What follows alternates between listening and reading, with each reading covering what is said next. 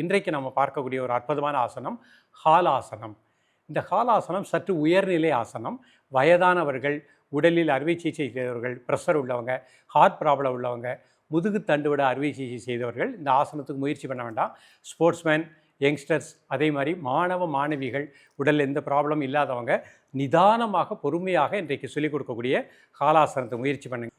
இப்பொழுது இந்த ஆசனத்தினுடைய செயல்முறை விளக்கத்தை தெளிவாக காண்போம். நேயர்களே, முதல்ல நிமிர்ந்து உட்கார்ந்துக்கோங்க.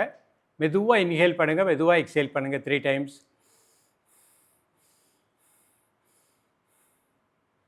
இப்போ இந்த ஆசன நிலைக்கு போவோம். ஒவ்வொரு ஸ்டெப்பாக ப்ரீத்திங் நார்மல் பண்ணிக்கோங்க. இப்போ மெதுவாக கால் அந்த மாதிரி கொண்டு வரோம். 2 கை பின்னாடி. இதான் முழுமை நிலை. 10 கவுண்ட்ஸ் இருங்க. 1 2 3 4 5 6 7 8 9 10.